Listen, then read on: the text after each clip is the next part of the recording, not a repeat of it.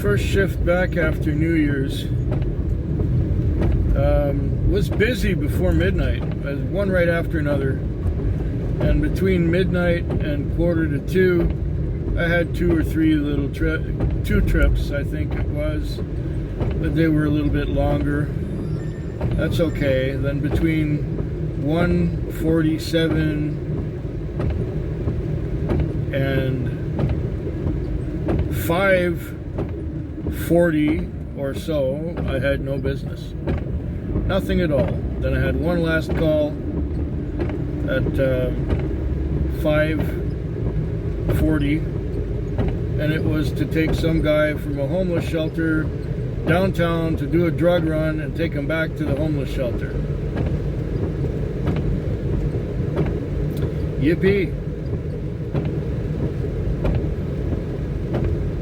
Nothing special, but you know what? At least I made a profit. And that's the name of the game now after New Year's. To make a profit. Wasn't the biggest profit, but it was a reasonable profit, considering that I had no business all morning. So now I'm heading to the bank to make a small deposit. And after I've done that, I will go fuel it up and then I will go home. That is the plan right now.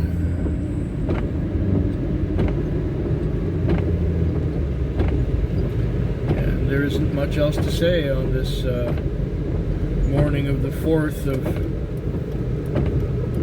January. Kind of weird saying that.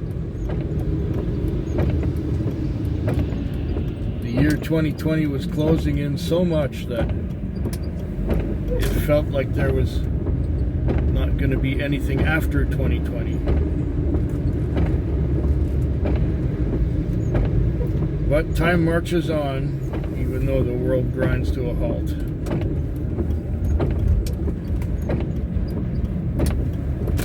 On to the bank. Well, the time is now 5:26 a.m. I just dropped off in the Western Communities, had a $37 fare to get out here. That would put the total up to about 240, 250, something like that. I got really lucky at one point and had a fare that went out to almost the end of the peninsula from the part of town where I usually work. It was a $70 fare, which is what turned my night around. It was slow, as you can expect after New Year's. It was a slow night, a slow Monday night. But it got turned around. And I also had my regular customer. She paid me for the ride she took tonight, which was like $48. But she still owes me from the last time, which was last week, and she still owes me for multiple times before that. But at least I got some money out of her tonight. So she owes me just a little bit less than what she owed me before tonight. So she says that later on in the month she'll have some more money and she'll be able to pay me another installment. Hopefully she won't call for my services before then and end up owing me more than she does now, even after she's paid me. That's the pattern. That's how things got to be the way they are. But I would count tonight as a success. It could have been a disaster, you know.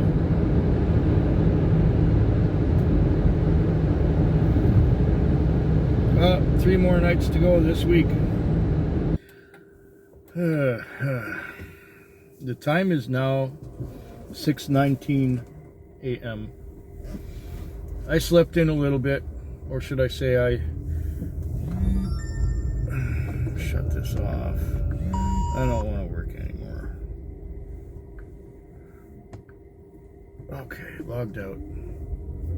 Time is 6:19. I slept in, or should I say I fell back asleep while reading my book under my bright light, with the oven on and preheating. And it preheated for an hour longer than I wanted it to preheat, but it preheated. Then it was time to put the meat in the oven, and so on and so on. Anyway, I got out here about an hour, well, let's say half an hour later than I normally, or than I often do. So it was slow. It was real slow. I broke even at about, I guess, just around 11 o'clock. And then not much happened until I had a $20 fare and I cleared at 1:37 or something like that. Does this story sound familiar yet? Well then, a couple hours later, I guess it was 3:45, I got another call, but I wasn't fast enough on the draw. It was giving it to me, but somebody else bid on it who may have been closer, I don't know. Anyway, I didn't get the call. So I waited and waited and waited. And then my regular customer called and said, my friend needs a ride. Her friend needed a ride to the Western Communities to do a drug run to get some side. And came back to my friend's, or should I say my regular customer's house. So that was a $50 fare. And an hour later, I stayed out longer than I would normally. An hour later, I bid on a call that was halfway across town that took me 10 minutes to get to. And the only reason it took 10 minutes was because there was no traffic. So I went and got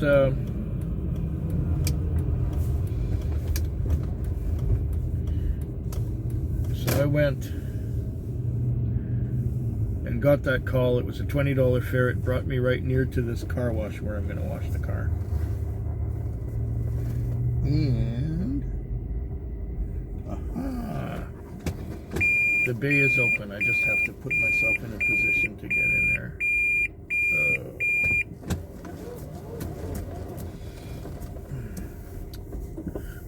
And there is the hose.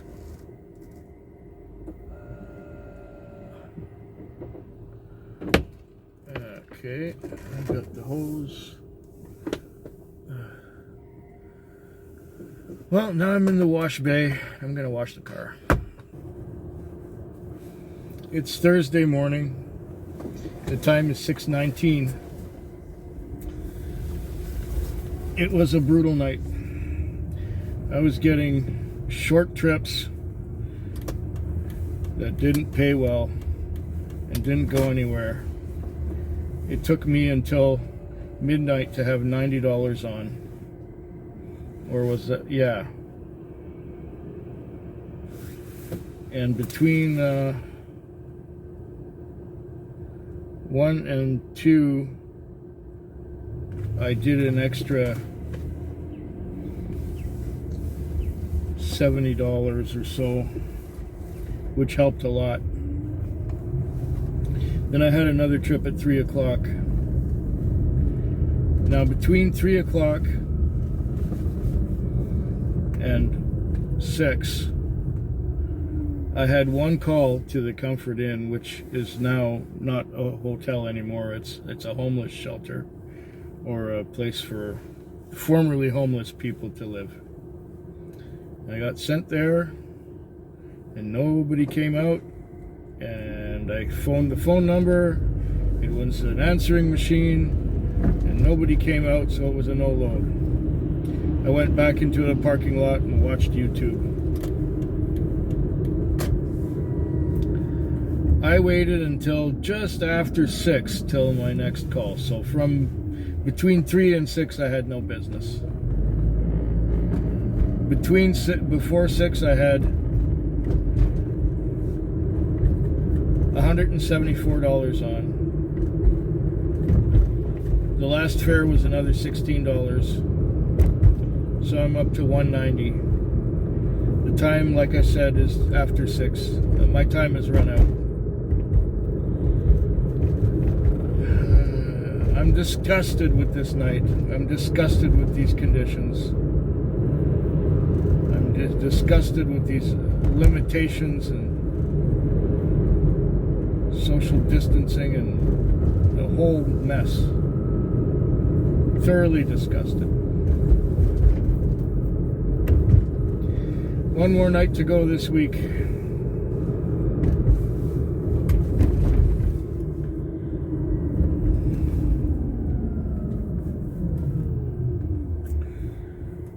One more night to go. Well, here I am in my humble abode. I'm all blurry. Oh yeah, okay, that's why I'm all blurry. Huh. I would have done a video segment on my way home from work, walking, but it's raining out there. So I even put my glasses in my shirt pocket here so that they would stay dry and not get spots all over them when I had, walked home. The Thursday night started out slowly. I was not getting any long trips. I think I did 10 trips or 12 trips before I broke even, or maybe a little more. And then at one point, I got really lucky and I took this girl home who was working at Walmart, but she had a migraine headache. See, there was a great big box full of this Axe body spray, whatever, and she felt the migraine coming on, but when she smelled that, it was full blown. And her coworker said, "You'll have to go home because you're in no condition to work anymore." She turned really pale, and so anyway, I'm driving her home, and she's telling me I never had a migraine, or I never get headaches anymore. I had some when I was a kid, but I haven't had a headache in a long, long, long time. I can't remember the last one. And so I asked her to describe to me what it's like, and she said it's like having hot ice picks piercing through your eyes and going out the back of your skull. And she says that's about the best I can describe it. And I said, "Whoa, I'm really thrilled that I've never had that experience." And she said, "Well, I envy you very much." Well, we got there, the fare was like $13 or $14, and she paid with the card, and she put a $20 tip on top of that. Later on, I had another fare that went to the Western Communities with some young hooker getting a job, and the money was left out in a mailbox for her when she got to the house, and it was not quite enough. It was $20 instead of $25, but a $20 tip before that kind of, offset the whole thing. And at the end, I had another one for about $18. So I ended up with $240, a $215 lease, and $15 for fuel. So I made myself $110. Not stellar, but that's the way things are these days. I'm reminded every time I see this stupid thing what the times have become. Anyway, I hope yours is better than mine.